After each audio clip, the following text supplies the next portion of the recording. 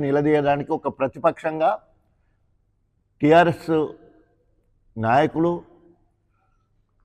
కాంగ్రెస్ ప్రభుత్వాన్ని అడగడానికి ప్రతిపక్షంగా రాజ్యాంగం కల్పించిన హక్కు, అదేవిధంగా బీఆర్ఎస్ శ్రేణులు గెలిపించిన కడియం శ్రీహరి కాంగ్రెస్కు పోవడంతో మరి ఎంతో కోపంతో రగిలిపోతూ ఉన్నది గణపురం నియోజకవర్గం. దాంట్లో భాగంగా మరి కేసిరెడ్డి మనోజ్ రెడ్డి ఒక ఉద్యమ బిడ్డ, గణపురం నియోజక బీఆర్ఎస్ పార్టీ కోఆర్డినేటర్,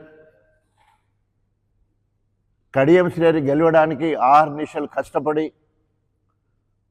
చిల్పూర్ మండలంలో మరి మెజార్టీ రావడానికి, అదేవిధంగా గణపురం నియోజకవర్గంలో పెద్ద నాయకులందరినీ కోఆర్డినేట్ చేసి ముందుకు పోవడానికి తను యూట్యూబ్ ఛానల్ ద్వారా కూడా అనేక మందిని మోటివేట్ చేసి ఆయన కడియం శ్రీహరి గెలుపులో ప్రధాన పాత్ర పోషించడం జరిగింది. అలాంటి వాడు నమ్మించి ద్రోహం చేసింది కడియం శ్రీహరి అయితే,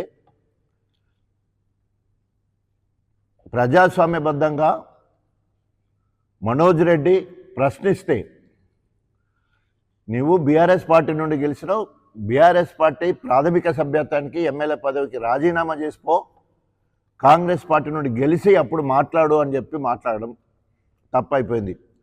ఆయన కడియం శ్రీహరి తన అనుచరులతో బెదిరించుడు, బ్లాక్మెయిల్ రాజకీయాలు చేసుడు, తన అనుచరుల చేత అక్రమ కేసులు పెట్టించి అనేక రకాలుగా మనోజ్ రెడ్డిని వేధించడం జరుగుతూ ఉంది. చివరికి మరి అక్రమ కేసులలో అరెస్ట్ చేసి ఈరోజు ఒక రాక్షసానందాన్ని పొందుతున్నాడు కడియం శ్రీహరి.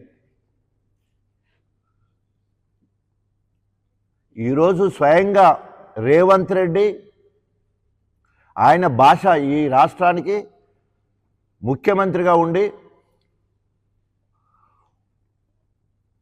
ఉరికిచ్చి కొడతా, తొక్కుకుంటా పోతా, కనుగుడ్లు తీసి గోళీలు ఆడుకుంటా,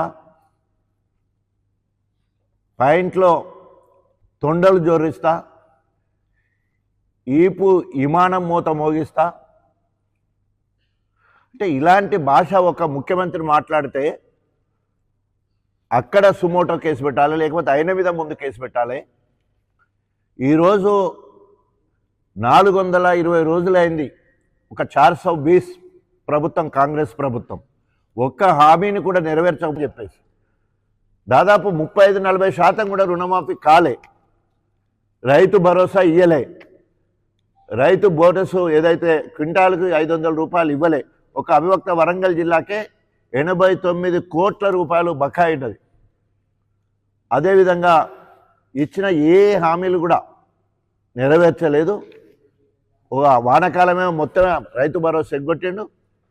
ఈయనే మేమేమో నాట్లప్పుడు కేసీఆర్ గారు రైతు బంధు ఇస్తే ఈయన ఓట్లప్పుడు రైతు భరోసా ఇస్తా అని చెప్తున్నాడు.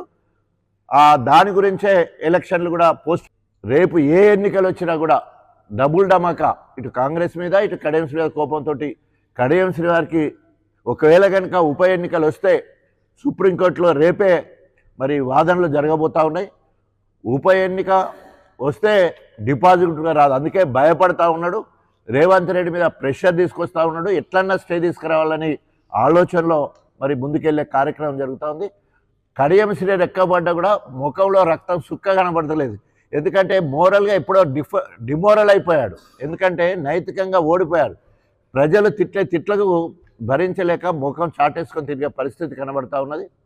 సో ఇప్పటికైనా అక్రమ కేసుల విషయంలో కానీ, అక్రమ నిర్బంధం కానీ, లేదా ఏమంటారు ఈరోజు రాక్షసానందం ఏదైతే పొందుతున్నాడో, కక్ష సాధింపు చర్యలు ఏదైతే తీసుకున్నాడో, నీ పప్పులు ఉడికే బిడ్డ అని చెప్పేసి కడియం శ్రీహరి గారిని మరొకసారి హెచ్చరిస్తూ, ఎన్ని కేసులు పెట్టినా కూడా భయపడేది లేదు. మా మనోజ్ రెడ్డి కడిగిన ముత్యం లెక్క బయటకు వస్తాడు. ఎందుకంటే అన్నీ కూడా అక్రమ కేసులు, ఉట్టిట్టి కేసులు అయినవి పెట్టడం జరిగింది. 6-100 నీ పతనం ఖాయం కడియం శ్రీహరిని హెచ్చరిస్తూ సెలవు తీసుకుంటాం. జై తెలంగాణ.